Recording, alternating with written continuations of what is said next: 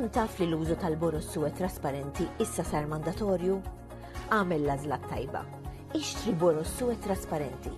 Inħarsu l-ambjent bis-separazzjoni ta' skart korrett u fil-ġurnata tajba.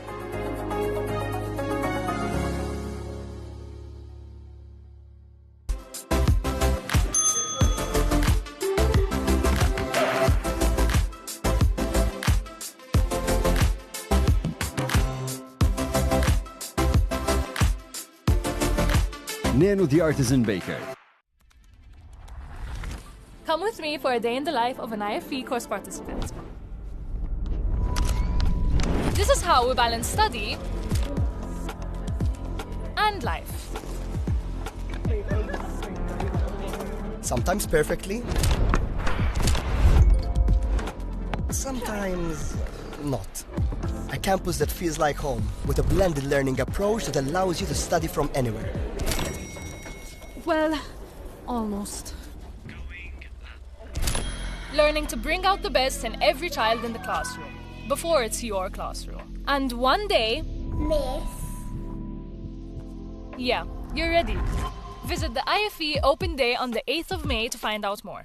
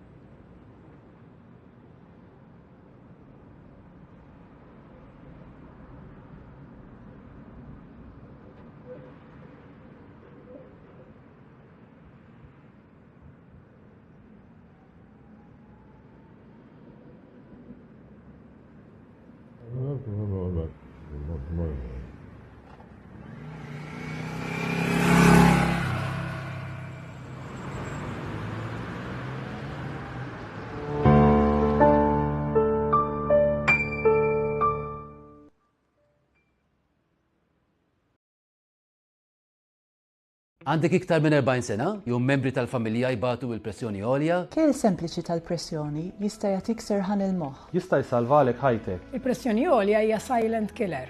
Ma tagħmilx storbju, imma tagħmel ħsara kbira. Bħala kardjologu nara dan kuljum. Bħala kardjologa inħeġġek li tkejjel il-pressjoni regolarment. Il-kejl tal-pressjoni mhux għażla. Pażżejr b'impatt kbir fuq saħħtek. Ibda billi tkejjel il-pressjoni tiegħek. Iċċekkja llum. Is-70 edizzjoni tal-Eurovision Song Contest.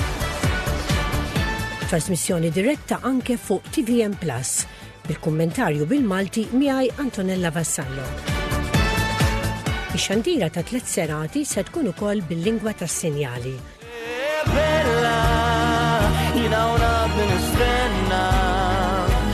L-ewwel semifinali fi-12, it-tieni semifinali fl-14 u l-finali fis-16 ta' Mejju. Eurovision Song Contest 2026, live fuq TVM Plus minn Vienna l-Awstrija. Awguri Aiden, awguri Malta!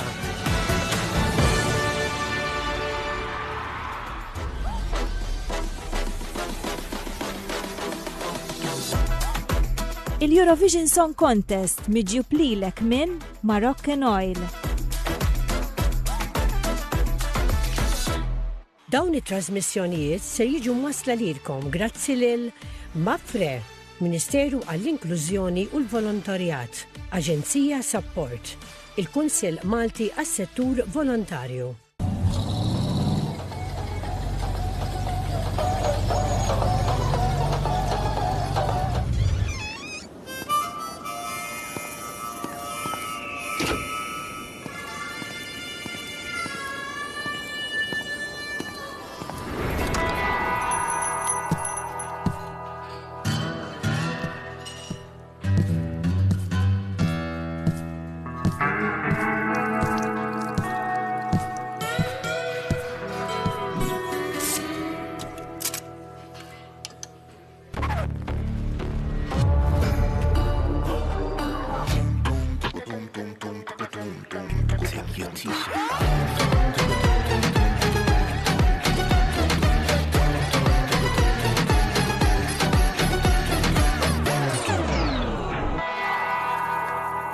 ready to shake things up, Oħt? Lesti ruħkom għax din is-sena kollox ser jinbidel.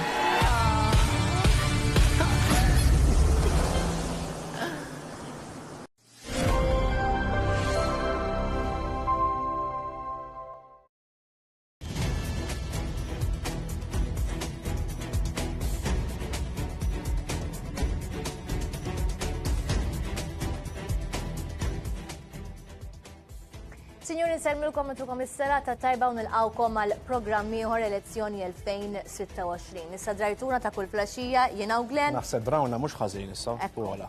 Jinaqdu magħna sabiex mhux biss intukom reżumi ta' dak li jkun ġara ma ntukom ukoll dibattiti daqsxejn jaħarqu. Illum fridnihom il-panels sabiex konni iktar ċans narblu s-suġġetti li għażilna, iżda qabel ngħidilkom is-suġġetti u min huma l-mistiedna ħanaddi l-linja lil Xavier. Grazzi Glenn, grazzi Paula. Mela, illum it-temperatura dit tola ftit, mhux biss barra, manka qed nitkellmu sa fuq il-politika. Kellna ġurnata li kienet filgħodu dominata mill-Partit Nazzjonalista. Ftit li xejn, infatti ma rajniex il-Partit Laburista jorganizza attivitajiet, kien hemm attività iktar tard filgħodu minn jinborġ, ħaniġu għalihom. Nduru għall-bieraħ. L-ewwel nett, bħalma tilkom u għettilkom ħażin, jien għettilkom li Omar Rababa kien aċċettat mill-eżekuttiv, għadu mhux aċċettat. Iżda jider li għax kien preżenti f'attività tal-Partit Laburista, jider li hemm ċertu ħanidu hekk backing mill-leadership tal-partit. Il-bieraħ, il-Prim Ministru Robert Abela tkellem dwar iż-żgħażagħ, reġa' tkellem dwar iż-żgħażagħ. Tkellem dwar il-bżonn li iż-żgħażagħ f'dak li għandu x'qasam ma' startups minn tibda kumpanija ikollhom għajnuna kemm jista' jkun. Qed jifoka fuq iż-żgħażagħ, bħalma jifoka Alex Borg. Reġa' semma waqt tista' tgħid dil-Masreli f'Santa Luċija l-allegazzjoni dwar il-kontrabandist li ovvjament se nisimgħu aktar dwaru iktar tard. Interessanti mbagħad Alex Borg. Alex Borg il-bira fil-għaxija f'Birkirkara tkellem dwar miżura ġdida, miżura li tista' tgħid ftit li xejn se nisimgħu nies jitkellmu kontriha, it-taxxa tas-suċċessjoni. It-taxxa li meta inti tgħaddi proprjetà lil terzi persuni ikollok sitwazzjoni fejn realistikament għandek tgħaddi taxxa lill-istat. L-istat jiġbor madwar 50 miljun fis-sena. Ir-reġija wkoll qed tgħidli li kontrarjament għal dak li jienet Omar infatti ġie approvat mill-Eżekuttiv. Dan huwa programm live ovvjament inġibulkom l-aħbar biex inkun kemm jista' jkun fatwali u preċiżi. Punt ieħor li semma Alex Borg ovvjament f'di ta' suċċessjoni li din hija xi ħaġa li ovvjament tagħti spinta lil dawk il-familji li jgħaddu l-proprjetà lil ovvjament l-tfal. Fuq di ovvjament kien hemm u se jkun hemm diskussjoni interessanti fil-jiem li ġejjin. Omna fil-għodu u rajna miżuri oħrajn. Ma naħsibx li jkun qed nesaġera li bħalissa qisu żmien il-miliet. Kulħadd qed iwiegħed li jagħti law u jagħti lem. U l-mistoqsija ovvjament hija naħseb ġustifikata li nibdew ngħidu qed nagħtu wisq, qed ikun hemm wisq miżuri li qed jingħataw, imma din hija diskussjoni li ovvjament se nisimgħu fit-23 ġurnata li fadal sakemm noħorġu nivvotaw. Alex Borg id-dalgħodu ħabbar skema ta' taxxa ta' tax bands ġodda. Tax bands ġodda li ovvjament qed jimmira biex ovvjament nies jaspiraw biex jappoġġjaw il-Partit Nazzjonalista. Tax bands li ovvjament jimmiraw lej single parents, single persons, familji, anka dawk li għalaw mhux ħażin. Daw it-tax bands ovvjament iktar tard wara nofsinhar ġew ikkritikati imbagħad mill-Partit Laburista mhux fuq it-tax bands per se, iżda fuq il-kalkoli. Fosthom kien hemm kritika minn Clyde Caruana dwar il-kalkoli. Nisimgħu dwarha iktar tard mhux illum anke f'diskussjonijiet wara. Imma apparti hekk, Alex Borg ħabbar li ta' gvern nazzjonista il-kolla ma tiġix intaxxata. Ta' gvern nazzjonista wkoll ikun hemm sitwazzjoni fejn inċentivi oħra għal familji pereżempju li jospitaw studenti ma jkunx hemm taxxa fuq pereżempju dat tip ta' attività ekonomika. U mbagħad tkellem ukoll dwar qotja ta' €1000 semmija Skills Wallet li tingħata din l-€1000 lil dawk il-ċittadina Maltin minn 18 sena il fuq. Ovvjament, miżuri bħal daw jattiraw diskussjoni interessanti għax qed noqtu fil-laħam il-ħaj kemm tħallas lura. Permettilkom ftit wara bad wara nofsinhar Clyde Caruana, l-Ministru tal-Finanzi, ħareġ jgħid isma' orġu calculator jekk hemm 300,000 persuna li ħajfrankaw €1,200, daw jekk tikkalkulhom jiġu daqshekk. U semma il-fatt li dil-figura hemm distak bejn dik li qed jgħidu nazzjonalisti u dik li qed jgħid hu stess. Inħalli għalikom biex taraw x'qed jgħidu iż-żewġ naħat biex taslu għall-konklużjoni tagħkom. Kienu ukoll imbagħad interventi fl-istess konferenza stampa minn ġurnata tard li ovvjament naħseb ukoll fl-istess vena tal-proposti tal-Partit Soċjalista ta' filgħodu semma li tal-Gvern Laburista ġdid il-bolla f'dak li għandu x'aqsam ma' trasferiment ta' negozji tal-familja tonqos minn 5% għal 1.5%. Kellem attivitajiet oħra dal-għodu u matul il-ġurnata, Borġ ħabbar investiment tal-30 miljun fir-ristoranti. Otjiet l-dak il-ristoranti biex jinvestu, training, affarijiet bħal daw. Ovvjament il-ġurnalist ma tilfu l-ebda opportunità biex imorru fuq Borġ u jistaqsu ovvjament fuq l-allegazzjoni tal-Prim Ministru dwar il-kontrabandist li allegatament kien tal-idea li l-Partit Nazzjonalista. Tantu hekk ukoll iktar tal fil-ġurnata Alex Borġ ħabbar li mar jagħmel affidavit fej u qal li assolutament mhux vera din l-allegazzjoni tal-Prim Ministru. U għalhekk bdejna naraw issa il-battibekki. Iż-żewġ naħat jgħidu stejjer differenti, u ovvjament imbagħad iridu nkunu aħna li naraw kif ninterpretaw jew naslu l-konklużjonijiet tagħna.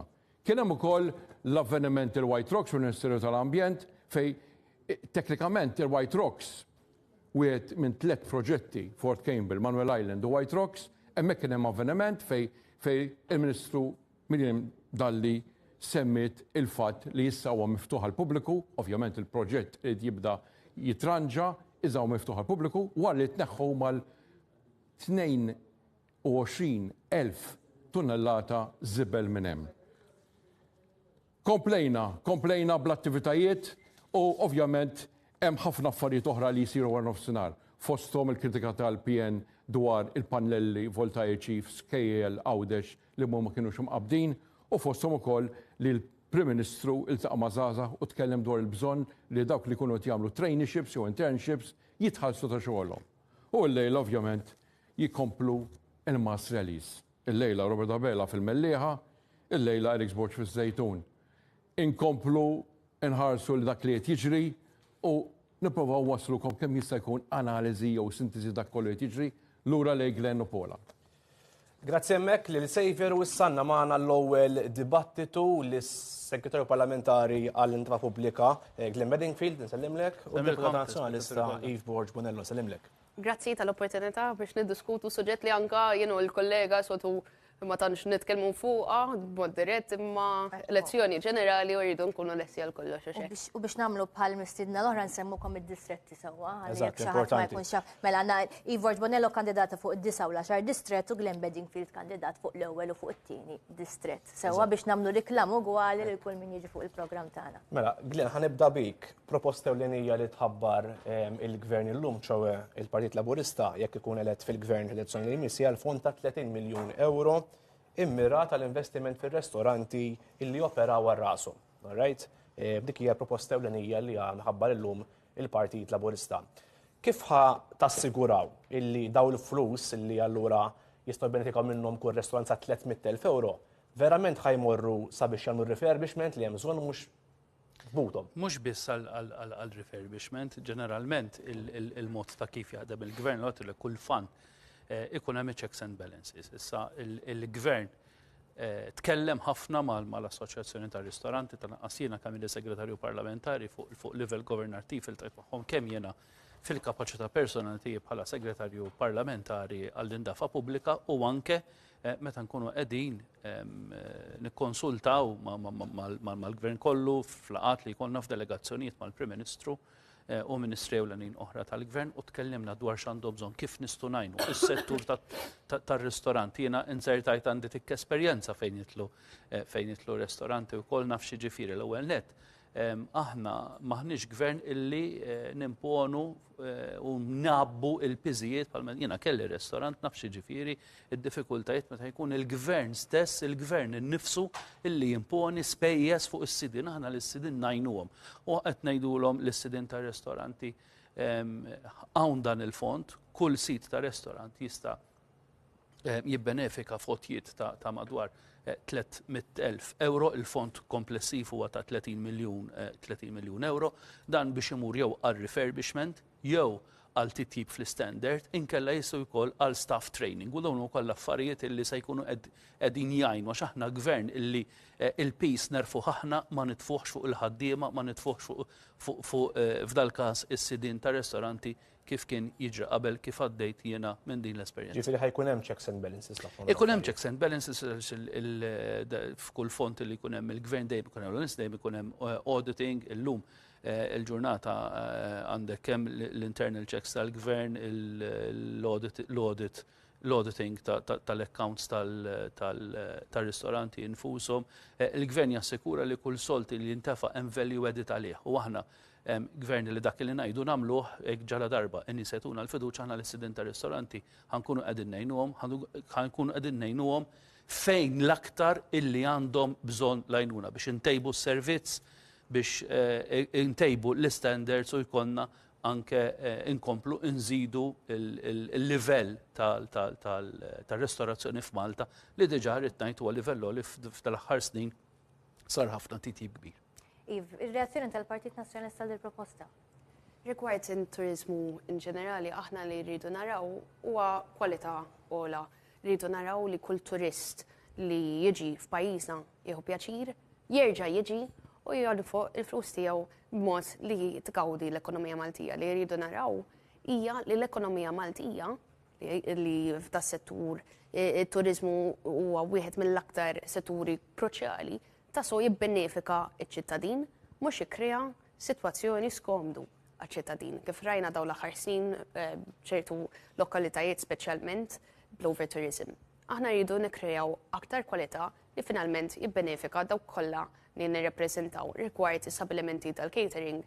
Il-Partit Nazzjonalista kien ċar fl-inizjattivi li resaq il-qudiem fosthom li aħna nixtiequ naqsu il-VAT għall-stabilimenti tal-catering minn 18% għal 7% biex hekk inkunu nistgħu nagħmlu l-ħajja aktar faċli għal dawn is-stabilimenti biex ukoll ikollhom ir-riżorsi biex ittejbu il-prodott tagħhom. Ħalli anke bħala pajjiż dejjem noffru prodott aħjar biex nersqu ftit aktar il-bot minn il-modell li forsi qed naraw ta' cheap tourism u dejjem nippromovu Malta bħala ċentru kulturali, ċentru ta' eċellenza, ċentru ta' kwalità. Ir-raxxinell wara din il-proposta li jkun hemm din l-inizjattiva mill-PN, x'inhu eżatt għax dak li jkun jgħidlek imma ristoranti mhumiex vojta bħalissa, ġimem bżonn dak l-inċentiv li allura ristoranti jridu imbutatura l-qudiem għax mimlijin jalla l-ġid. U fair enough. In-nies il-klijenti jien li moġġa ristorant. Jekk ħaniku biċċa laħam, b'din miżura li tipproponi l-PN li ħajbqa l-istess il-biċċa laħam il-prezz ħajbqa l-istess, se jirħas, jiena x'ħan benefika bħala il-klient, it-turist, le? Ekku, fil-fatt aħna li nridu naraw li tejjeb il-kwalità u li jgawdi minnu il-pubbliku, it-turist, min qed jagħmel konsum. Kif imma, kif? Fis-sens li aħna nitkellmu wkoll ma' sidin ta' ristoranti u mhux l-ewwel darba u ma se sejduna fil-fatt ftit ġranet ilu għamel l-istess arikum int Dr. Adrian Delija fil-kuntest finanzjarju u ekonomiku li imbilli r-ristoranti kun mimli, mhux neċessarjament sejr tajjeb, għax mhux l-ewwel darba naraw turisti li jiġu jkunu erba' u jaqsmu pizza b'erba' min-nies. Aħna li rridu naraw, rridu nagħtu dan l-inċentiv biex ukoll it trickles down li l-konsumatur li dak li qed jopera speċjalment dawk il-family owned businesses tafilhom ftit l-ispiża biex aħna nkunu nistgħu nofru kwalità nafu li l-għolja tal-ħajja tolqot lil kulħadd, il-konsumatur, il-familja u anka l-intreprenditori. So aħna rridu ntaffu dik il-peace fuqhom biex ukoll nagħmlu aktar faċli biex il-prezzijiet jibqgħu stabbli f'dan ir-rigward ukoll nofru xi ħaġa ta' kwalità dejjem aħjar. Kull dovut rispett lejn il-kollega intom tlabtu reazzjoni għal dak li proponejna aħna qed noħodha li l-Partit Nazzjonalista huwa kontra għajnuna diretta illi Jiena nagħtu. tmajtek u ma napprezzax min jitfa' klim fal-idejn. Le, kull dovut rispett. Kull dovut rispett forsi ma wasalx għal punt malajr biżżejjed. Dik nikkonċedija ma qatt li għad jien il-partit. Jekk ma importax in-nwieġeb il-mistoqsija. Interrompejtni allura ħsibt li kellek risposta. Interrompejtni anzi, mhux problema ta' xejn, mhux problema ta' xejn. L-argument. Jaraw in-nies. Mhux problema ta' xejn, mhux problema ta' xejn, ma napprezzax minn jitfa' il-klim m'hemmx għalfejn ikollna diskussjoni ċivili, m'hemmx għalfejn nibdew mal-ewwel b'dan it-ton aggressiv. Ejja niddiskutu l-idejat u mhux nippruvaw nitfgħu tajn u nitfgħu il-klim bħal ħaddieħor. Naħseb li t-ton mu aggressiv xejn, intom saqsejtu lill-kollega jekk għandix x'inhi il-reaction tagħha ma qalitx li taqbel. Jekk tagħtini ċans ngħidha. Tini ċans nispondi. Mela ma qalitx li taqbel, mela il-fatt li ma qalitx li taqbel. Jiena noħodha illi qed noħod issa. Il-proposta li qed tagħmel kalma naqa'. Il-proposta tal-Partit Nazzjonalista li tnaħħas il-VAT ma tgħin bl-ebda mod lill-owners tar-ristoranti kif se jgħinhom kull ma se tagħmel huwa se tnaqqas l-inkam tal-gvern. Naqblu? Hekk ma naqblux fuq din, se tnaqqas l-inkam tal-gvern. Min jopera l-istabbiliment jiġbor il-vet mingħand in-nies u jħallasha lill-gvern. Mhuwiex il-konsumatur. Mela, aħna lill-owners tar-ristoranti. Il-numri l-ewwel qalli ħanitilfu 80 miljun u mbagħad qalli ħanitilfu 143 miljun. Ġifieri qas il-gvern ma jaf kemm qed jiġbor minn dawn Ġifieri aħna l-sidin tar-ristorant biex ngħidulkom isma' intom kontu qed tiġbru fisem il-gvern ir-rata tal-18% vettu ħad tiġbru inqas. Le, mhux qed ngħidu hekk, qed ngħidlu ħantik 300,000. Dawn it-300,000 tista' tużhom, all right? U se jkollhom effett dirett fuq il-prezz għax jekk inti trid tagħmel staff training titħallas għalih mela ħatolli l-prezz. Jekk inti trid tagħmel refurbishment tajjeb fil-ħanut ħadd iswik il-flus u allura se tolli il-prezz. Jekk inti tittolli l-livell, tittixxi prodotti aħjar, tittamel l-ambjent tar-restorant aħjar, ħajswik il-flus, ma dak se jkollu effett dirett fuq il-prezz. Il-proposta tagħna, il-fatt li qed nagħmlu dan il-fund available għal kull min għandu restorant, ma nafx hekk fehm huwiex sew, kull min għandu restorant se jkollu għad-dispożizzjoni tiegħu fond ta' 300,000 xjuża. Dawk it-300,000 se jkunu biżżejjed biex ma jollux il-prezzijiet biex jgħinu l-sidin tal-ristoranti. Mhux garantita mhux garantita xi Ma tittabel xi ħaġa li toffri prodott aħjar biex taċċessa. Mela, ġifieri inti qed tgħid li nagħtik 300,000 u titfaħħhom fil-butu barra bidda, l-gvern ma jaħdimx hekk. Il-gvern jaħdem mela aħna għandna dan il-fond. Dan il-fond qiegħed hemmhekk biex itejjeb il-prodott. Issa qed intik biex ittejjeb il-prodott ma toħroġ xejn mill-but dak l-ispejjeż li se tagħmel se joħroġhom il-gvern ħalli ittejjeb il-prodott mingħajr ma jbagħti il-konsumatur. Mela jekk iċ-ċans li twieġeb u jekk jogħġbok wieġbu għax taqallek jekk hux favur jew kontra l-proposta tal-gvern. Mhux problema ta' xejn. Il-kollega mill-argument li meta tnaqqas il-VAT fuq is-stabilimenti tal-catering tkun qed tnaqqas bidħul tal-gvern. Allura nsaqsih mela minn fejn ħajħorġu l-flus għal din l-inizjattiva mhux ukoll mill-fondi tal-gvern so ejja nkunu realistiċi. U mbagħad rigward il-pożizzjoni tagħna li nista' ngħidlek skur hija li għadna f'nofs it-tieni ġimgħa tal-kampanja elettorali u l-proposti tagħna fuq is-settur turistiku għadhom se joħorġu u nassigurak li ħajkunu kreattivi immens li hemm pożittiv m'għandix problema ta' xejn ngħidu, imma ċejta li l-proposti li ħanoħorġu rigward tal-settur li huwa tant importanti għall-ekonomija tagħna se joħorġu u se jolqtu binari simili u se jolqtu l-industrija tal-catering, se jolqtu il-turizmu. Aħna fl-aħħar mill-aħħar rridu naraw il-kwalità u l-flus li jidħol fil-bwiet tal-Maltin. Jekk nħarsu ftit li l-fatti rigward l-infiq ta' turisti u madwar il-medja hija ta' bejwet u ieħor 900 euro. Xi terz imur fuq il-flights, terz fuq l-accommodation u terz li ieħor fuq other spending. Fil-fatt għandna ftit figuri f'Marzu li għadda, f'Marzu biss, in-nefqa tat-turisti fil-pajjiż laħqet aktar minn 243 miljun euro. Jekk wieħed jara kemm ġew turisti minn Jannar għal Marzu li għadda, kien hemm 800,000 turist. Issa, 800,000 turist, ħadd mieħu piċir jismagħha, imma meta tisma' il-miljuni diħlin mbagħad kulħadd jibdel id-diska. Glenn, ħanibda bik. Is-suġġett tat-turiżmu fejn qabel kien il-bread and butter ta' dal-pajjiż, kulħadd kważi jittalla biex jara t-turisti, illum il-ġurnata n-narrativa jisa nbidlet u narrativa jasma' kważi għas iridu daqshekk turisti jiġu għaw Malta, għaliex hawn ħafna nies. Naħseb jaħdem fis-settur ma jaqbilx miegħek. Jaħdem fis-settur 100% li aħna qed ngħid il-pubbliku li forsi qed inħarsu lejn is-settur tat-turiżmu minn lenti differenti minn kif konna, mhux kif konna, minn ma kif nies forsi tal-età tiegħek. Grazzi. Kull rispett. Jiftakru kif kienu jitkellmu fuq it-turiżmu. Inti żgur ma tiftakru il-proposti tal-Partit Laburista għal-settur tat-turiżmu kif se jassiguraw illi dak il-243 miljun is-settur turistiku jibqa' jirċevih mingħajr kemm jista' jkun b'head count inqas.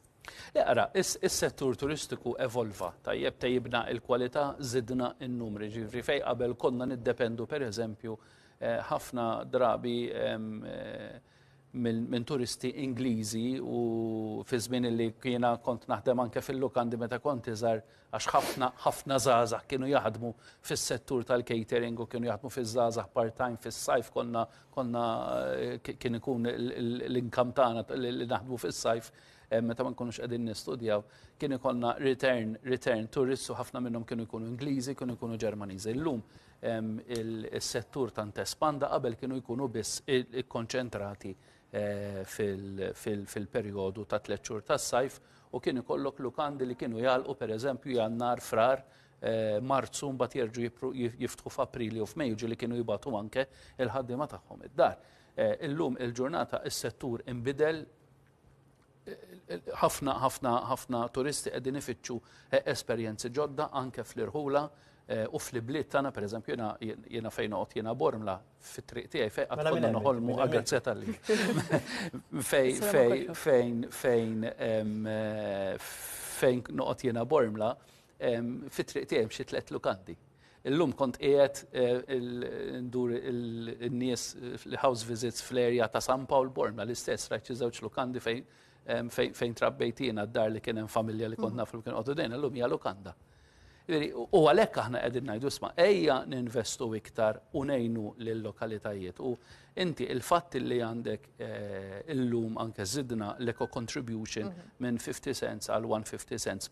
Il-parti minna 50 cents se tmur għand il-kunsilli lokali biex nimmitigaw ċertu impatti li jista' jkun hemm. Apparti miżuri oħrajn li qegħdin nieħdu bħala Gvern ċentrali x'aħna nieħdu pjaċiri li naraw ammont kbir ta' turisti, nieħdu pjaċiri li t-turisti jiġu pajjiżna, però ma rridux li jkollhom effett negattiv fuq il-lokalitajiet tagħna. Allura irridu naħdmu, irridu ninvestu ħalli l-lokalitajiet tagħna nkunu sbieħ, ikunu notfa u kemm it-turisti u anke l-Maltin l-ewwel u qabel kollox ikollhom l-aħjar esperjenza. L-ewwel qed ismek ġobni, Glenn.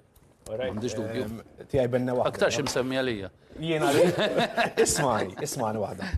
Mela, għax orrajt, huwa tajjeb illi tinvestu sabiex ittejbu l-prodott u x'naf jien. Imma għandek in-nies ta' Swieqi pereżempju, in-nies ta' San Ġiljan, in-nies ta' Pembroke, partiti bħal Momentum, bħal ADPD jgħidulek isma' dal-over-tourism li hawn, over-tourism u mass tourism, qed ibatu n-nies għax m'hemmx infurzar fejn jidħol l-istorbju pereżempju.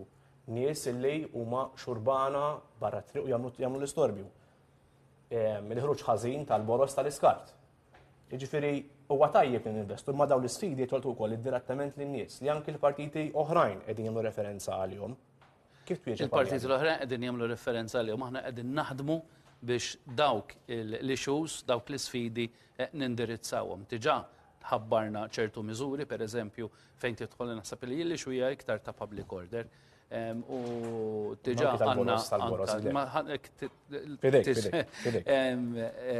mela. Fejn tidħol il-public order naħseb li qegħdin nagħmlu sforz ikbar biex ikollna anke task force ta' pulizija li tkun ikkonċentrata fuq l-areas l-aktar affluenti fit-turizmu. Fuq il-Boros is-Suwed diġà ukoll kellna ċans kienu kollega l-aħħar debate li iddibattejna dwar miżuri ġodda li se jkunu qegħdin jittieħdu. Tkellimna dwar pereżempju l-underground bins illi identifikajna 10 sites li qegħdin naħdmu dwarhom. Ovvjament issa ġiet l-elezzjoni allura ċertu affarijiet ikollhom jifqu ftit. Imma il-proposti tagħna huma biex ikun hemm aktar aċċessibilità għall underground bins u biex anke sidin ħafna drabi huma sidin ta' shortlets ikollhom aċċess għal dawn l-underground bins biex ikunu moqdin għandek ix-scheduled collection. U outside the normal hours of the scheduled collection, ikunu jistu anke jużaw dawn l-underground bins biex jiddisponu mill-borza sew. Iv, l-istess mistoqsija għalik, il-Partit Nazzjonalista ilu żmien issa jtambar li hawn over-tourism u tibqgħu tgħidu rridu turisti ta' kwalità. Faċli tgħidha, ma x'ħad tagħmlu differenti, x'ħad twafqu, x'ħad żidu, x'ħad illimitaw biex naraw dil-qalba tat-turisti? Mela, ħan nibdew minn premessa sempliċi. Malta pajjiż ta' 116 il-kilometru kwart. Aħna pajjiż fost l-aktar popolati, densità ta' popolazzjoni fl-dinja u l-aktar fl-Unjoni Ewropea. Ġifieri aħna nilqgħu madwar 4 miljun turist fis-sena.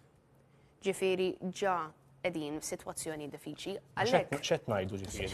Ħannaqsuhom daw? Għalhekk il-pjan tagħna mhuwiex neċessarjament li naqsu t-turisti, imma li nattiraw turisti ta' kwalità akbar. Li semma l-kollega pereżempju rigward l-ecotax ħadd pjaċir ħafna li smajt li ammont ta' dan l-ecotax li fuq turisti ħajmur lura għand il-Kunsilli, imma nistaqar magħkom f'kol ftit sorpriża wkoll il għaliex meta kien semmija is-sindku ta' Taslima l-għada fuq il-one rajna spin li aħna rridu nżidu taxxa ġdida. U għalhekk kont ftit sorpriża meta rajta fost il-proposti tal-Partit Laburista. Imma meta nitkellmu anka fuq proġetti piloti aħna l-ewwel nett, we want to deliver.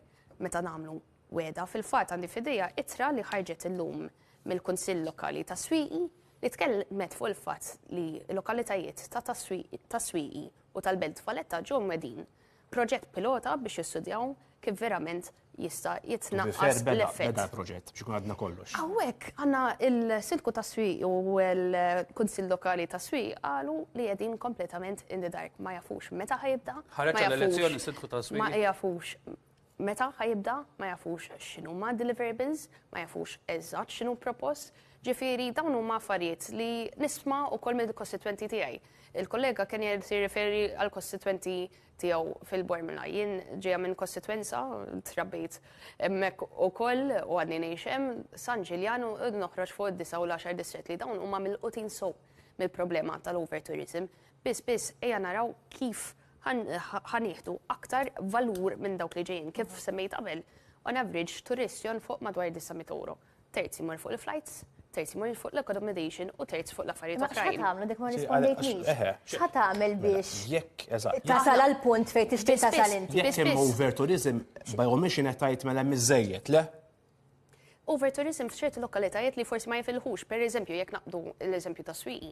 Swieqi mhuwiex lokalità turistika, iżda minħabba l-fenomenu ta' shortlets ikollok sitwazzjoni fejn torqos qed jibnu għal dak il-għan fejn m'hemmx l-infrastruttura adekwat. Allura l-Partit Nazzjonalista irid li nagħmlu carrying capacity study f'kull lokalità u dik tkun il-budda tluq li tagħtina il-gwida ta' kif ħanadattaw l-infrastruttura, kif ħanattiraw turisti ta' kwalità għolqa, kif ħanadattaw il-pjan. Capacity study kif ħa jaffettwa il-turist biex jonfoq iktar milli jinqas. Mela turist ħajaffettwa min irid jinvesti xejn ma tistax tinvesti għax hemmhekk hemm biżżejjed turisti. Ħajaffettwa biss kellek sondaġġ reċenti li qal li numru kbir ta' turisti belħu fuq il-kwalità tal-indafa fil-lokalitajiet tagħna u allura turist jieħu aktar pjaċir u nattiraw aktar turisti ta' kwalità jekk għandna l-infrastruttura adekwata, jekk għandna l-indafa fil-lokalità, jekk għandna l-liġijiet tal-pjanar li wieħed jiġi f'pajjiżna u jieħu gost jara il-madwar. Imma barra hekk aħna rridu nikkreaw niċċeċ ekonomiċi ġodda li wkoll jattiraw turisti ta' kwalità. Biss nafu li on average turisti li jiġu f'pajjiż għall-konferenzi jonfqu aktar u jkunu ta' kwalità ogħla. Ma l-iktar li jkun hemm tgergir dak iż-żmien meta jkun hemm konferenzi. U għalhekk pereżempju. Ħadd jieħu pjaċir li jiġu dawk l-eluf għal dawk il-ġranet. Għax m'għandniex l-infrastruttura adekwata. Semmejt ix-short lists inti, ġifieri. Għax m'għandniex l-infrastruttura adekwata. Pereżempju għalhekk il-Partit Nazzjonalista ħabbar proposta biex ikollna Expo Center li jkollu l-infrastruttura adekwat li jattira dawn nies mingħajr kif rajna qabel kull darba li jkun hemm konferenza pajjiż kollu jeħel. Aħna ma rridux hekk, imma lanqas iridu nitilfu dik in-niċċa importanti immens ta' kontribut. Deċidu x'tidu tagħmlu ta'. Qed inkun ċara, napprezza jekk tagħtini ċans tispjega ruħi. Aħna rridu nattiraw dak is-settur, imma biex nattirawh jisħoq li jkun hemm il-pjanar sivi, jisħoq li jkun hemm il-traffic management plans, jisħoq li jkun hemm l-infrastruttura adekwat. Aħna rridu turisti, imma rridu turisti ta' kwalità li ma jitfawx pisijiet fuq ir-resident li laqqas biss jista' jorqod bil-lejl u jibża joħroġ minn daru. Rajna filmati is-sajf li għadda. Kif għax is-swieqi kif? Hemm ix-xu ta' shortlets is-swieq. Hemm ħafna nies li għandhom appartamenti li kruhom għax-shortlet. Ħanwaqfuhom, ħadd irregolawhom, xiex. L-ewwel għandna bżonn aktar inforzaw. U li għandna bżonn definitivament u għalli nattaraw aktar turisti ta' kwalità. U ħanispjega għalfejn. Min jikri il-shortlets? Appartamenti sowa? Dan ikun bniedem li jkun għamel investiment u jrid jsir fuqha. And rightly so. Importanti l-ekonomija tagħna. Imma laqqas hu ferfu u li jiġi kif rajna dawn il-filmati tant fis-sajf u jsib rebus fejn dawn it-turisti ta' kwalità baxxa jkunu kompletament kisru l-investiment tiegħu. Ġifieri it's a win-win situation. Għalhekk irridu nagħmlu aktar avvenimenti kulturali, għalhekk irridu ninvestu f'dawn il-conference centers, għalhekk irridu dejjem nikkreaw prodott aħjar. U ħanżid biċċa mhux biss nikkreaw prodott aħjar, Malta prodott eċċellenti. Għandna kultura rikka, għandna heritage mill-isbaħ, għandna l-istorja mill-isbaħ, imma inħosswis li mhux nisfruttaw dak l-element biżejjed u tinbijaw Malta wis bħala party island, bħala mass tourism destination. Jien irid nara l-Malta jiġi marketed ukoll, irridu nkoll inbidlu il-marketing strategy tagħna bħala pajjiż li nattiraw dawn it-turisti li apprezzaw il-wirt kulturali ta' pajjiżna.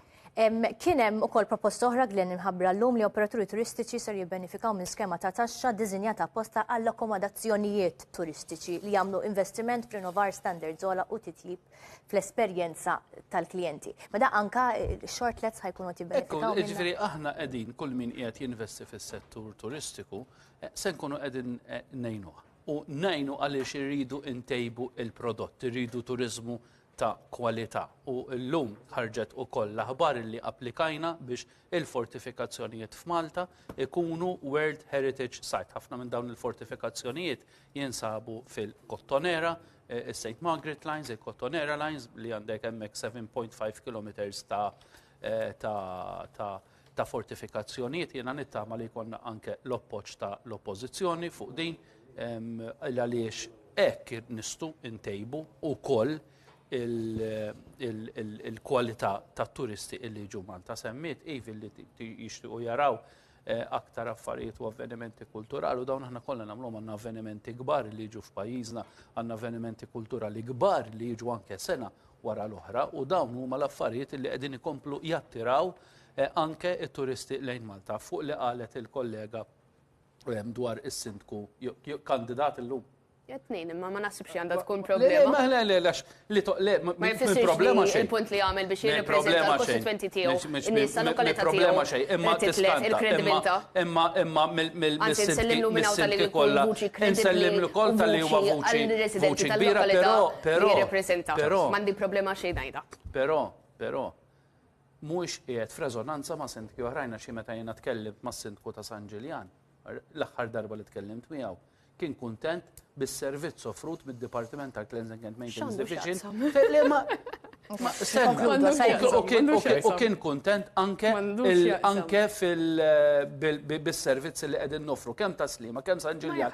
Però is-swieq huwa l-uniku wieħed minnhom kollha illi ma jkunx irid jaħdem magħna u dejjem imur qed attention mill-oħrajn. Issa għandu x'jaqsam, mela m'għandux jaqsam. Mela għandu x'jaqsam aħna ġifieri aħna jekk dan huwa l-kumment konklusiv aħna is-settur is-settur turistiku jew l-operaturi irridu ngħinuhom ma rridux nimponu piżijiet fuqhom. Il-pis aħna gvern illi magħna jistgħu jserħu rashom, aħna gvern illi fejn jkun hemm id-diffikultajiet u l-problemi nindirizzawhom aħna u nħallu lin-nies u l-operaturi jaħdmu ħalli kull min jaħdem f'dan il-qasam imur aħjar magħna illum u fi żmien li ġej. Glenn, ringrazzjak. Il-Partit Nazzjonalista dejjem emmen fis-settur turistiku, il-niċċa turistika hija l-akbar waħda mill-akbar magni tal-ekonomija tagħna u għalhekk iridu nkomplu nappoġġjaw u nsostnuh għalhekk iridu naqsu it-taxxa minn 18% għal 7% għas-stabilimenti tal-ikel għalhekk iridu noħolqu carrying capacity study għal kull lokalità biex id-deċiżjonijiet li jittieħdu jkunu tas-sew ta' benefika għar-residenti u noħolqu niċċa u noħolqu ekonomija li fl-aħħar mill-aħħar mhux tkun għaskapitu ta' resident imma tassow jarrappreżentaħ u jgħinu u jiżdiedlu l-kwalità tal-ħajja. Grazzi ħafna Yves, grazzi ħafna Glenn. Ringrazzjak ħammurru issa dirett mill-Mellieħa fejn hemm il-kollega Andrea Rossitto illi qiegħed jissegwi jirrapporta dwar l-attività politika organizzata mill-Partit Laburista. Andrea, lejla tajba, Paula, Glenn, il-mistiedna tagħkom u daw kollha qed isegwu din ix-xandira bħalissa aħna kif qed tajjeb intom ninsabu proprju fil-pjazza hawnhekk tal-Mellieħa l-Prim Ministru mexxej Laburista Robert Abela kif wasal proprju f'dawn il-ħinijiet hawnhekk mistenni minn ħin għal ieħor ikun tiġi intervistata hawnhekk bħala parti minn attività politika f'din il-kampanja elettorali naturalment tal-Partit Laburista. Aktar kmieni wkoll nfakarkom li matul il-ġurnata dak li għandu x'jaqsam ma' Partit Laburista kien hemm proposti ġodda dwar is-settur immirati l-aktar dwar is-settur turistiku mbagħad aktar tard anki fejn jidħol ifrankar ta' taxxa dwar trasferiment ta' negozju anka tal-familja mbagħad mill-istess Prim Ministru anka miżuri proposti wedjiet fejn jidħlu anka żgħażagħ hemmhekk kellu żjara fl-Emkast Dr. Abela. U llejla naturalment ħankunu qegħdin nwassulkom l-aħħar aġġornamenti, possibilment anka proposti illi sa jkun qed iwassal minn hawnhekk inħeġġixkom anke segwu l-aħbarijiet aktar tard fuq TVM News kif ukoll is-sit tagħna tvmnews.md nsemmilkom. Grazzi ħafna lilek Andrea u issa ħanaraw xemma dej fl-attività tal-Partit Nazzjonalista il-lejla fiż-Żejtun fejn għandna l-kollega Fiorella Paċi. Nsellimlek Fiorella.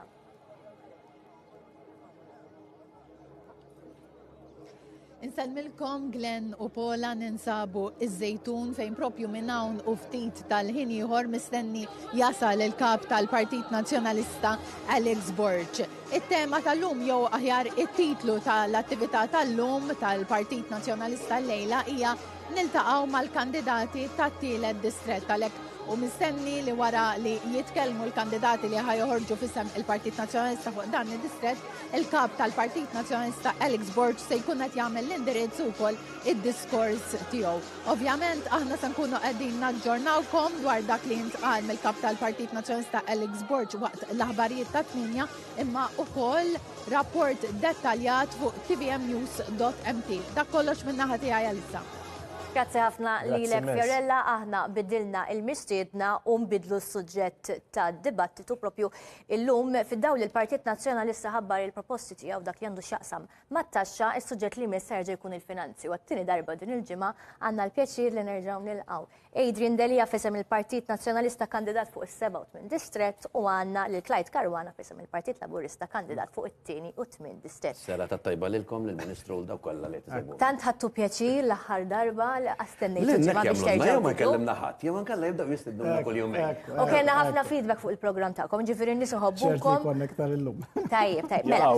Nixtieq li nibdew propju bil-mod kif Alex Borg iddiskriva il-proposta imħabbra dal-għodu tat-tax balance. Insegwu kliemu.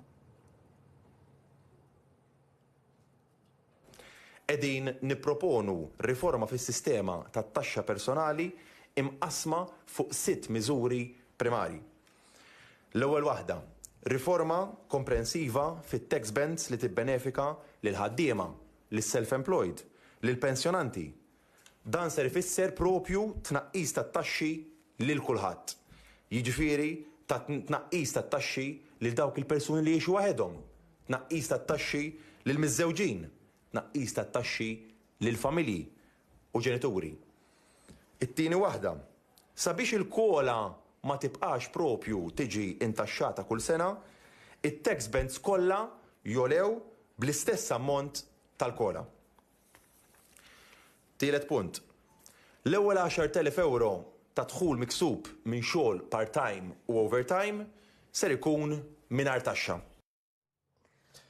Mela, Adrian, tgħidli ftit allura daw il-proposti minn fejn tnebħu u kemm huma studjati jew le.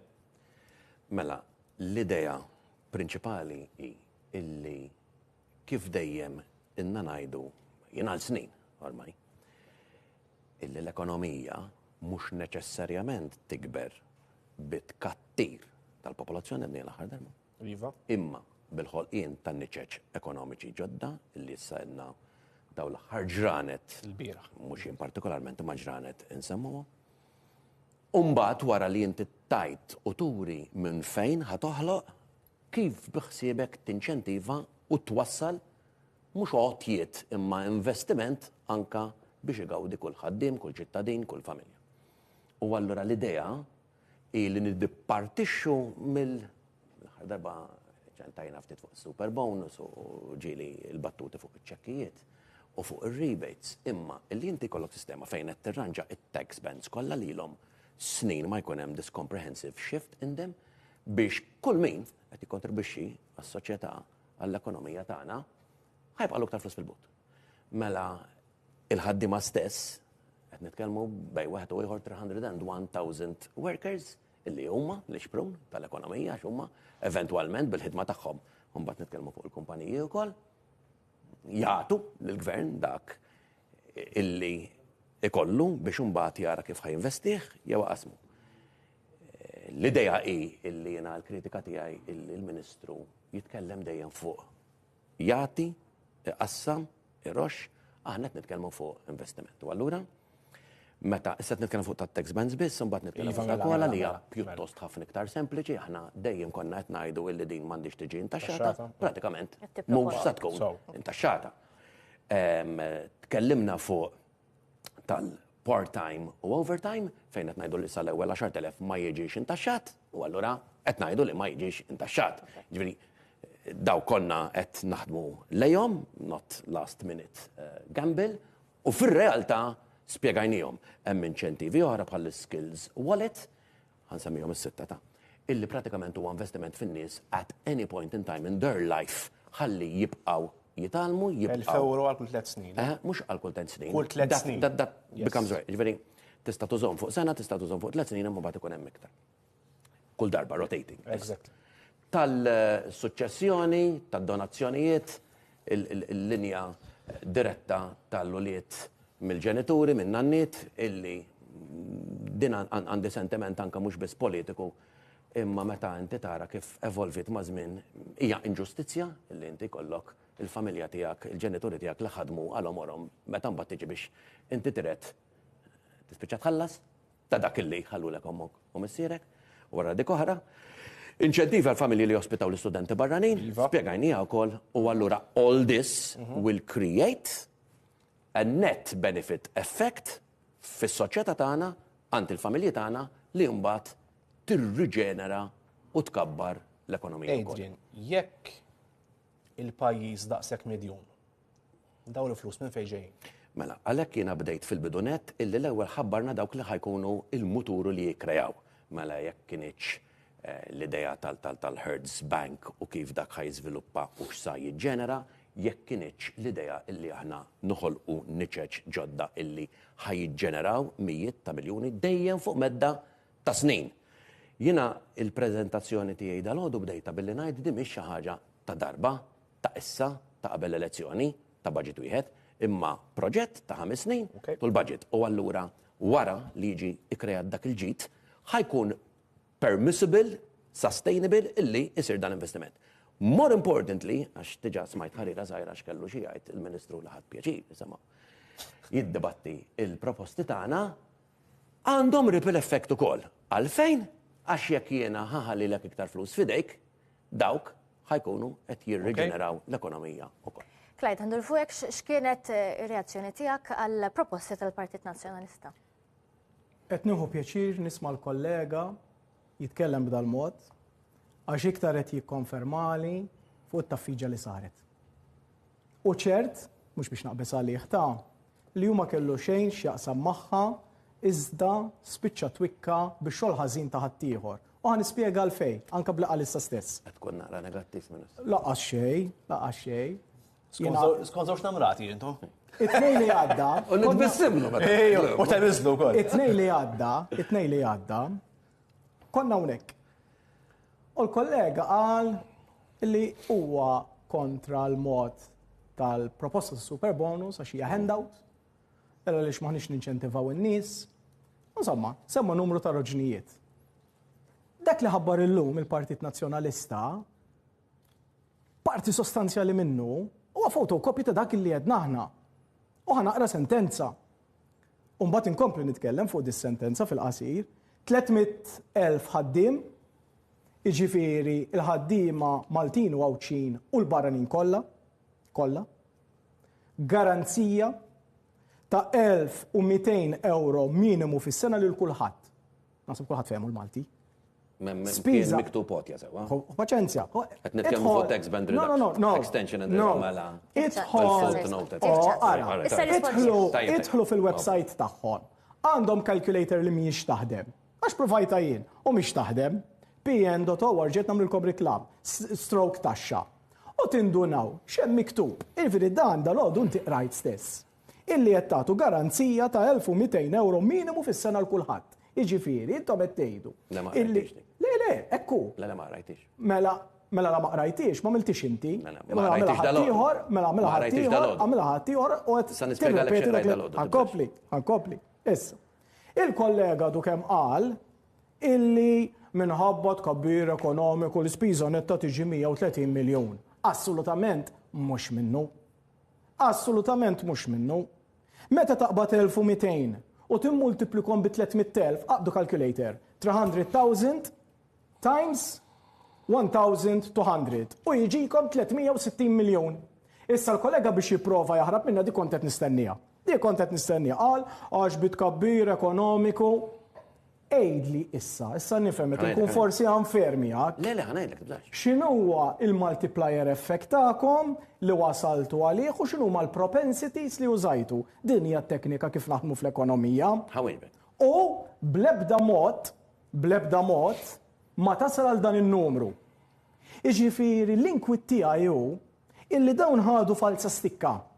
U hija falsa stikka kbira. Illi tax cut illi suppost il-valur tagħha huwa 360 miljun u iktar, jiġu jiktbu dal-mod. U allura nibda nifhem għalfejn il-Partit Nazzjonalista ma jridx jgħid x'inhuma l-figuri tiegħu għaddejnu d-deficit fil-futur. Bl-ebda mod ma nistgħu naslu għal dan numri u nerġa' ngħid, nikkonferma li hu ma kienx involut, saba' qudiemu dal-għodu u rrepeta li qal kieku tnej li għadda ma kienx jitkellem kif tkellem. Mela jiena qed nieħu pjaċir. It-tnejn intu qed jieħdu pjaċir, il-ġimgħa tieħed terġgħu. Ġibuna, anzi naħseb qabel, għax għada ħanajt iktar Ministru. Illi il-Ministru qed jagħmel il-press conference issa, mhux biex jgħidilna sa jagħmel, imma biex jgħidilna kemm ma nafux nużaw il-calculator. Lovely. Milli minn dawk il-miżuri li semmejt jien ma taqbilx magħhom. Inġifieri. Id-dawarx id-diskors. Le, ħaniġi. Xużajna il-matematika ġej għalija. Id-dawarx id-diskors. Mela, hemm numru ta' bands illi semmejthom kollha dal-għodu, dawk semmejt kollha. Inġifieri minn pereżempju illum persuna singola kienet taqla sa 12,000 ma tħallas taxxa dik titla sa 15,000. Pereżempju, tħul ta' xabli għal koppji miż-żewġin bit-tfal sa 15,000 titla l-17. Musa noqgħod nirrepetihom kollha għax naf li dan huwa qasir. Però importanti mbagħad it-tax band tal-aħħar tas-60,000 dik tolla sa 80,000. Ila il fuq bejwet naħseb 15-il sena illi konna qed nikkalkolaw fuq 60,000 biex imbagħad tiġi għal 35,000 għal 80,000. Importanti li konna dak li suppost il-labor modern qed jgħid illi ħoloq il-middle class dak li qed jaqalgħu fir-realtà ittihom minn nifs ġdid illi jkunu jista' jibqa' f'idejhom. Issa. Dik il-linja li semma, għax ħajkolli neħennu ċali x'inhu mbagħad mill-viċin imbagħad sewwa. Aħna spjegajna dal-għodu u għandkom hawn dawk illi huma kollha il-faxex sewwa, 30,000 dħul kemm ħaj franka, soltu jħobb jgħidha il-Ministru fil-Budget sewwa, sa 2,000 fis-sena, 40,000 sa 4,000 fis-sena, 50,000 sa 5,000 fis-sena, 60,000 sa 6,000 fis-sena, u mbagħad linja taħt xi ħaġa li kulħadd jafa li hemm to be fair 301,000 semmejni għal-aħħar darba ħaddiema issa. Garanzija ta' 1,200 minimum fis-sena l kulħadd spiża netta, mhux gross, netta, ta' bejn 110 u 130 miljon. Issa, il-Ministru jaf jallem mhux lili lil ħafna nies xiġifieri meta inti qed tagħmel id-differenza bejn il-gross u net u mhux taqbad calculator tagħmel 301,000 times 1,200 imma tieħu wkoll intu konsiderazzjoni. Dawk illi huma il-add-ons illi jiġu kreati, illi bejn wieħed u ieħor. Seksirna nikkalkulaw bl-affarijiet? Mela. Orrejt. Ma kontx naf. Ma kontx naf. Ħanajdlek għalfejn, Ministru. Għallimni. Nagħlmek, nagħmel argument, m'għandix dik l-arroganza. Le mhux kwistjoni ta' arroganza. M'iniex qed nipprova nagħlmek. Le mhux kwistjoni ta' arroganza. Onestament, m'iniex qed nipprova nagħlmek. Qed nipprova nispjega illi kliem tqedu f'kuntest u meta tajt netta tfisser illi qed tieħu intu konsiderazzjoni wkoll il-multiplier effect. U inti semmejt li punti naħseb qed tirreferi jekk le ngħidlek l-aritmetika l-oħra, MPC standard ta' 0.85 units jew multiplier illi tagħmel differenza ta' dak illi huwa iġġenerat addizzjonali ta' bejn wieħed u ieħor 200 miljun. Dak illi mbagħad hija il-metodoloġija tal-IMF l-OECD illi fir-realtà għandek dħul ġdid mill-multiplier ta' bejn 50 u 70 miljun. Hemm matematika u metodoloġija sħiħa. Ta' nies illi ċertament jifmu iktar minni illi ħadmu illi dak illi huwa il-gross mbagħad tapplika fuq il-metodoloġija aċċettati illi ħallilek dak in-net. Maċċu kol dak li għadna dal-għodu li da maqsum fuq sentejn. Inġveri fl-ewwel sena, ċertament kważi bleżat jaqa' taħt the minimum stabbilit emmek, fit-tieni sena iqarreb iktar il-maximum emmek. As a net effect, issa li nixtieq minn għandek hu li tgħidilna ma dawk it-tax bands illi aħna frixna the widening of. Ma li ma taqbel u ma li ma taqbilx. Mal-kola taqbilx li tiġi jew tibqa' intaxxata u jekk taqbilx li dawk li qed jitħabtu biex jaqalaw 10,000 iktar overtime jew part-time għax għandhom bżonn, għax għandhom il-ħtieġa u mhix se jkunu qed jgħixu aħjar u mhix se jonqu iktar fl-ekonomija u mhix se jdawru iktar ir-rota. Jidher bl-aktar mod ċar illi il-Partit Nazzjonalista m'għandux idea. M'għandux idea. Iwa negattiv biss. Le, bella qed inkun negattiv. Iwa xi ħaġa propożittiva. Waħda, illum. Qed biżejjed. It-tnejn li għadda biżbiż ħabbart li ħankunu qed nagħtu super bonus u spjegajt kif ħajkun qed naħdem u n-numri tiegħi kienu ċari ma qatx niġib ħalek. U skolli kull sena. U kemm ħajswa da? Kemm ħajswa? 200 miljun. 200 miljun ma qatx nagħmel. Ejwa. Il-super bonus. Iġveri minn dal-200 miljon. Kif daqqa waħda? Mala tiegħu 1000 bonus ara naqra. 1000 bonus jiswa 200 miljon. U tagħna 1200 maximum fuq sentejn jiswa 360 miljon skontu. Għabdu l-calculators. U għarġu għamlu matematika. Iċċara dal-punt nimxu għal-mistoqsija li niċċara. Ħanerġa' naqra. 300,000 ħaddiem, 300,000. Garanzija ta' 1,200 minimum fis-sena. Le, jena spiegajt id-darba ħan ispiegali. 5 snin se nispiegali. jgħixu jaħdmu Malta. Inti, ħanajdlek kemm ikkkontradixxejt ruħek u m'għandekx idea jkolli ngħid. Attajjir, Le, ħanajdlek għalfejn m'għandekx idea. Le, mniex ngħidlek. M'għandekx idea tal-proposta, ħanajdlek għaliex. Għaliex ilek tgħid ma nafx kemm fuq il-ħaddiema barranin. It-tnejn li għaddiet li illi ħanuża super bonus biex inġib iktar ħaddiema barranin hawn. Dalli ħabbartu hawnhekk illum inti qed tinkludi l-ħaddiema barranin U kollha. inti allura by exclusion qed tgħid li tixtieq li jibqa' japplika l-prekarjat għax hemm 72,000 ħaddiema. Sakemm il-Labor issa minn dal-mument, issa qed nagħmlu d-differenza issa bejn il-Maltin u l-barranin. Jagħmlu differenza bħul tal-ħaddiema barranin. Dak li ħabbart jien it-tnejn kien ċar li jrid ikun hemm l-eligibilità ta' 5 snin ta' residenza u se nerġa' ngħid jiena qed. Isma' ħanatu 1000 hemm 200,000 ħaddim, 200 miljun u laqgħod ngħid il-multiplier u laqgħod kemm ħajja. Li aħna ħanatu iktar. Issa, fin-numri ta' hawnhekk jidher ċar li minn tal-inqas l-ispiża taqbes il-400 miljun u dal-kalkoli jidru bl-aktar mod ċar li huma żbaljati. Issa biex tippruvaw il-ġaħx kwettedu x'kun hemm il-multiplier ikun hemmhekk u jkun hemmhekk. Assolutament. Jiena rajtlek mid-dokumenti li kelli dal u meta tkun ma morx naħdem wara l-offsenar wara li smajt lilek f'satejn. Meta tkun trid nagħmlu dibattitu fuq it-teknika tagħha għaliex qatt ma jista' jkun illi tipproponi nefqa ta' 400 miljun u b'xi mod jew ieħor tniżżilha għal 110. Nefqa tnaqqis fit-taxxa. Dik id-differenza tnaqqis fit-taxxa li għandu nitolbok titfi l-mikrofoni ħalli ngħaddu għall-klipp li jmiss. Mela, il-bieraħ flaxija kien hemm ukoll proposti relatati ma' taxxa min-naħa tal-Partit Laburista li jolqtu in-negozji u żgħażagħ nisimgħu kliem Robert Abela. Żgħażagħ li joħolqu startup. Ħajkollhom l-ewwel 3 snin li fih joħolqu din l-startup illi dħul sa 30,000 euro għal 3 snin sħaħ mhux se jħallsu ċenteżmu wieħed ta' taxxa fuq. U jiġifieri ħelsin mit-taxxa ta' 12,300 euro. Jekk tażel li twaqqaf kumpanija, hemmhekk li se nkunu qegħdin nagħmlu huwa tnaqqis fir-rata tat-taxxa tal-kumpaniji minn 35% għal 25% nolqtu ħafna small and medium sized enterprises li huma is-sinsla tal-ekonomija tagħna. Ħankunu qed nolqtu 14,000 negozju b'dan it-traħħis fit-taxxa.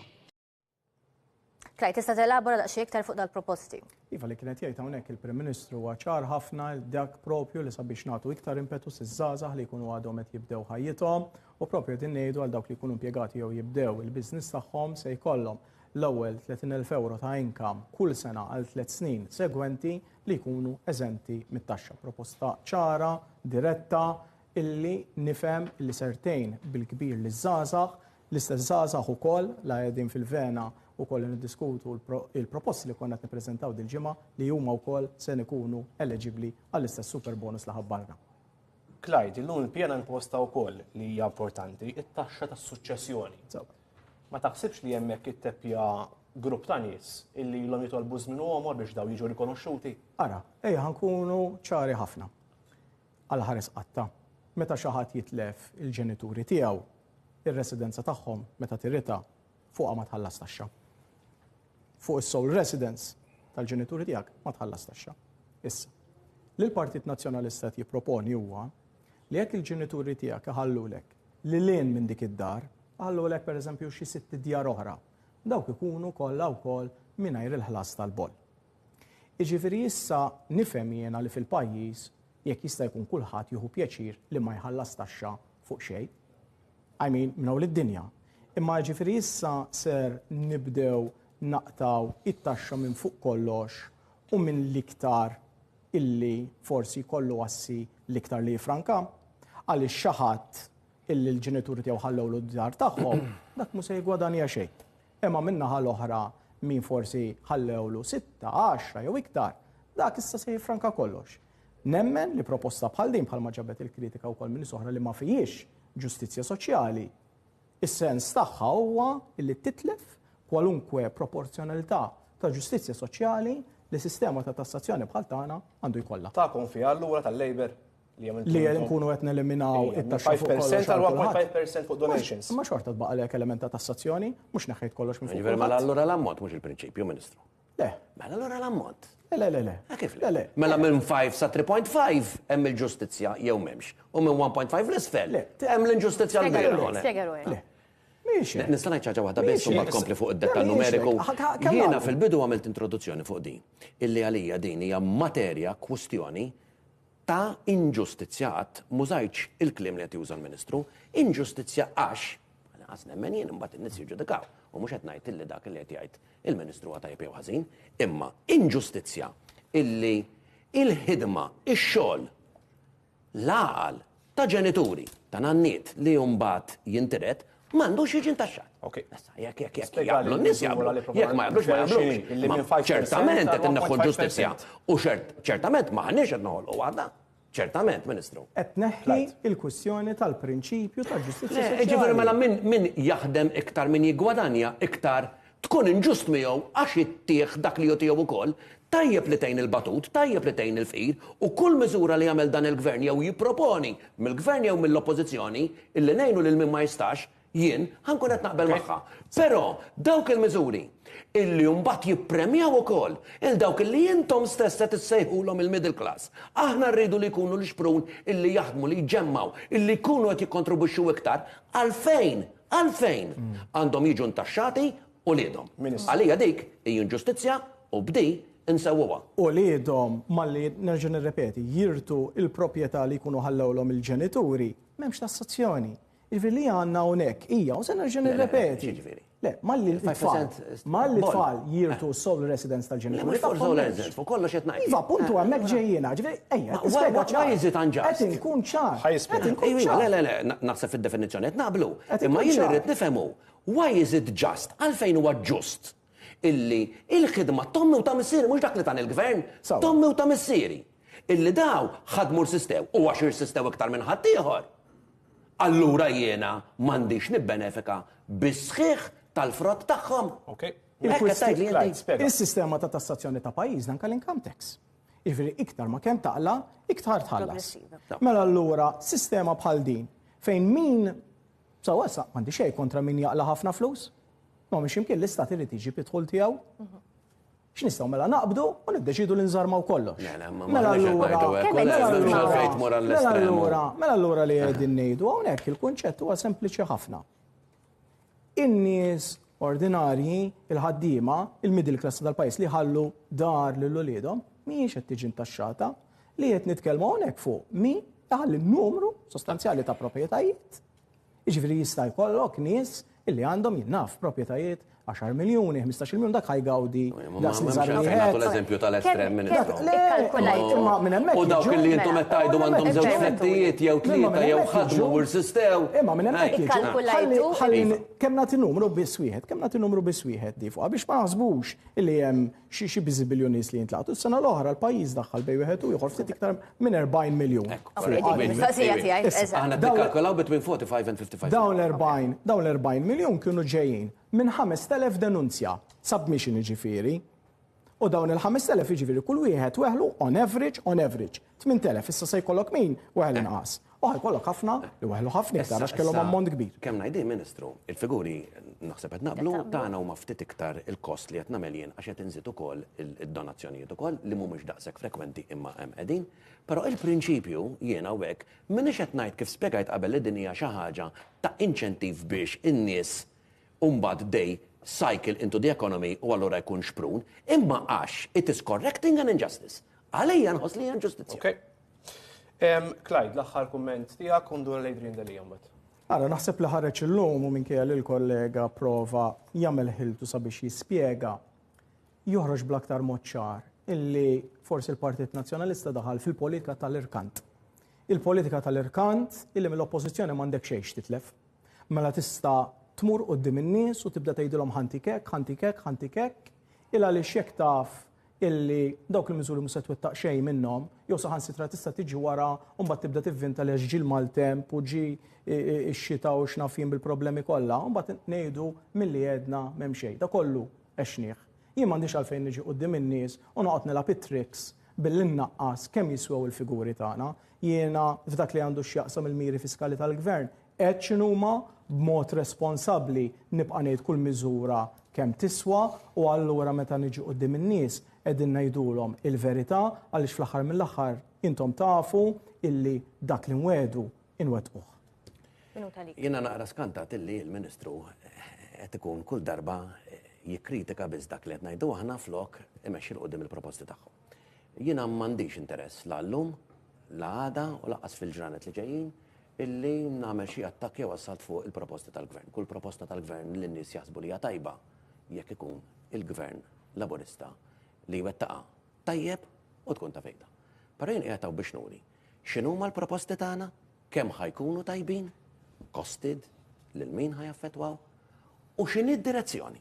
Id-direzzjoni hi illi aħna qed nitħattu fuq investiment, aħna qed nitħattu fuq 5 snin, aħna qed nitħattu fuq pjan, aħna qed nitħattu fuq riġenerazzjoni tal-ekonomija, aħna qed nitħattu illi biex nikrejaw ma nkomplux nabbu il-popolazzjoni ta' pajjiżna u aħna qed nitkellmu finalment fuq investiment dirett tant in-nies li jħallsu inqas taxxa li jkollhom iktar flus fil-but li mbagħad ikomplu jonfqu u jinvestu fl-ekonomija tagħna bħala soċi sħab mal-gvern għad kabbir ta' din l-ekonomija li tant inħobbu f'pajjiżna. Grazzi ħafna Adrian, grazzi ħafna Clyde, ġifieri minn klimkom jaf nerġgħu narawkom għal darba darbtejn.